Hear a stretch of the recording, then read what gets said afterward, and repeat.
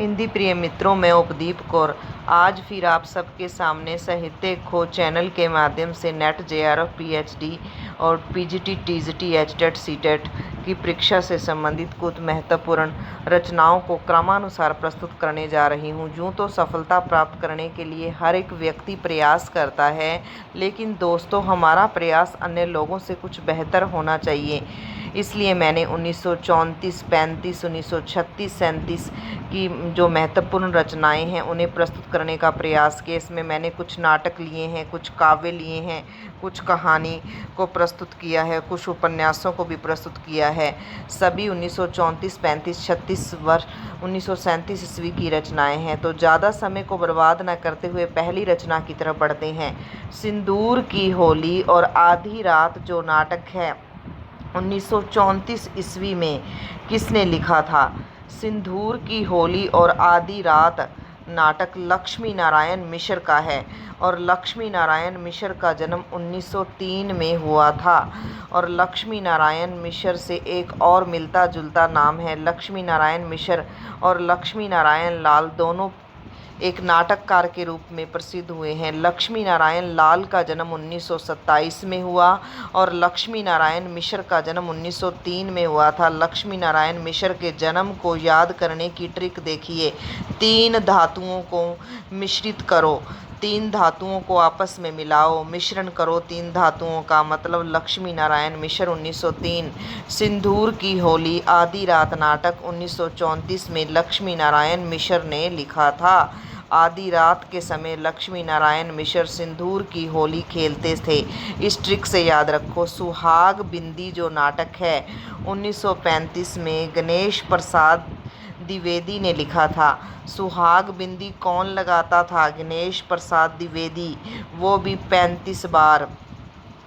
ऊपर सिंदूर की होली आधी रात के समय सिंदूर की होली कौन खेलता था? लक्ष्मी नारायण मिश्र, वो भी 3 धातुओं का मिश्रण करके।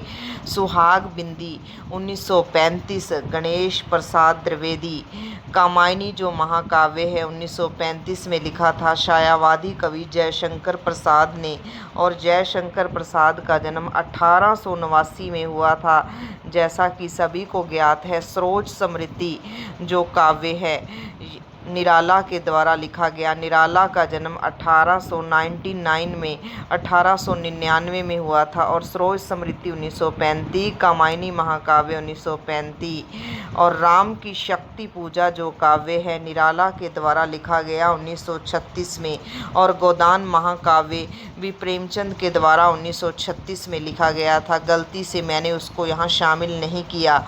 गोदान जो महाकाव्य है 1936 में लिखा गया प्रेमचंद के द्वारा और प्रेमचंद का जन्म 1880 में हुआ था। युगांत प्रगतिवादी काव्य है सुमित्रानंदन पंत का, जो कि 1936 में लिखा था और सुमित्रानंदन पंत एक छायावादी कवि हैं और उनका जन्म 1900 में हुआ था।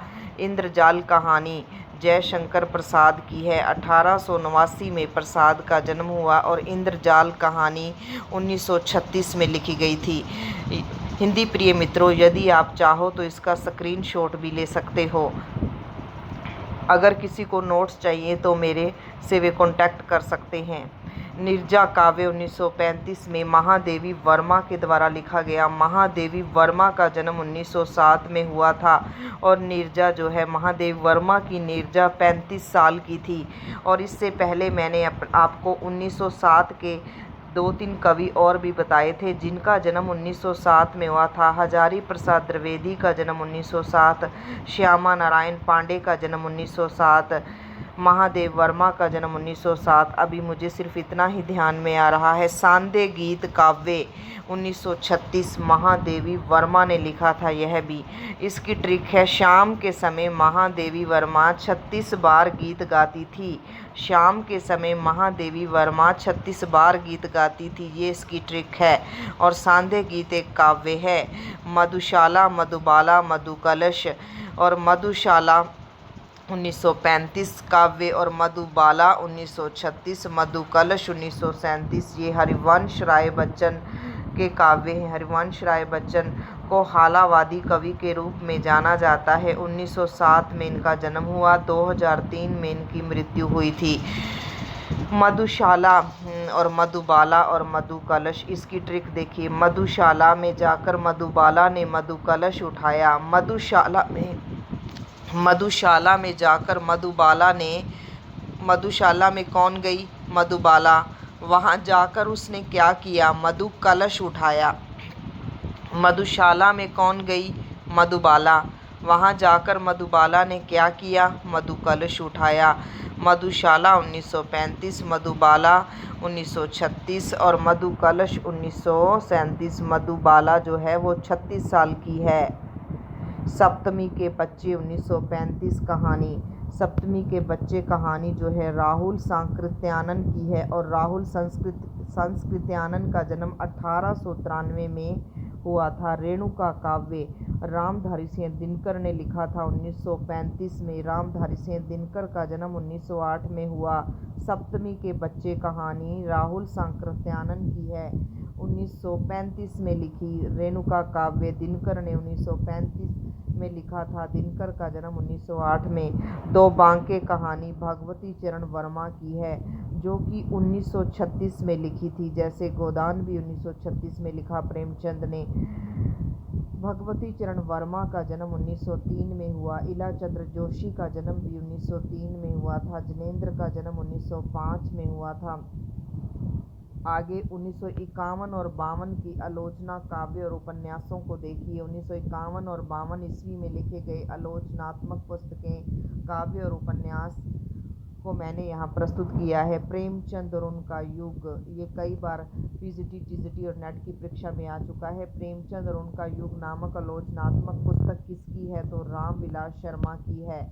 और प्रेमचंद और उनका युग नामक आलोचनात्मक पुस्तक रामविलास शर्मा ने 1912 में लिखी थी, जो कि रामविलास शर्मा का जन्म 1912 में हुआ और प्रेमचंद और उनका युग नामक पुस्तक उन्होंने 1952 में लिखी थी। हिंदी के विकास में अपभ्रंश का योगदान 1952 नामवर सिंह ने लिखी और नामवर सिंह का जन्म 1927 में हुआ था। हिंदी के विकास में अपभ्रंश का योगदान नामवर सिंह की आलोचनात्मक पुस्तक है, जो कि 1952 में लिखी गई थी। ठंडा लोहा, लोहे को 52 बार पीटो वह ठंडा हो जाएगा। धर्मवीर भारती कहते हैं कि लोहे को 52 बार पीटो वह ठंडा हो जाएगा।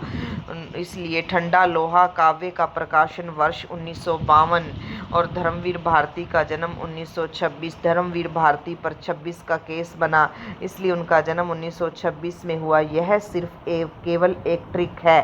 धर्मवीर भारती से इस जन्म से इसका कोई संबंध नहीं है। जिप्सी उपन्यास इला चंद्र जोशी ने लिखा था और इला चंद्र जोशी का जन्म 1903 में हुआ था और जिप्सी उपन्यास 1952 में लिखा इला चंद्र जोशी ने। इला चंद्र जोशी का जन्म 1903। ठंडा लोहा 1952 काव्य और प्रेमचंद उनका युग आलोचना रामविलास शर्मा 1952। हिंदी के विकास में अपभ्रंश का योगदान 1952 नामवर सिंह और ठंडा लोहा 1952। जिप्सी उपन्यास इला चंद्र जोशी 1903 में जन्म और जिप्सी उपन्यास 1952। नदी के द्वीप जो उपन्यास है अयज्ञ ने लिखा था 1951 में और अयज्ञ का जन्म 1911 में हुआ था। धरती की आंखें उपन्यास 1951 में लक्ष्मी नारायण लाल ने लिखा और लक्ष्मी नारायण लक्ष्मी के जो लाल थे वह 27 साल के थे। जन्म वर्ष को इस ट्रिक से याद करो। लक्ष्मी के लाल नारायण 27 साल के थे। ये सिर्फ एक ट्रिक है।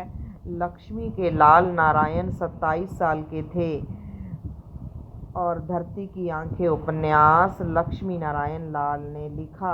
धरती की आंखों को कौन देख सकता है? लक्ष्मी नारायण देख सकते हैं। चीवर उपन्यास देवकी का बेटा और सीधा साधा रास्ता उपन्यास तीनों ही 1951 में लिखे गए। ये रांगे राघव के महत्वपूर्ण उपन्यास है। चीवर 1951। देवकी का बेटा 51 साल का था। वह सीधे 51 साल की उम्र में वह सीधे साधे रास्तों पर चलता था। ये सिर्फ एक ट्रिक है। चीवर 1951। रांगे राघव देवकी का बेटा 1951 सीधे साधे रास्तों पर चलता था 1951। रांगे राघव का जन्म 1923 में हुआ था। बीज उपन्यास 1952 में भैरव प्रसाद गुप्त ने लिखा था।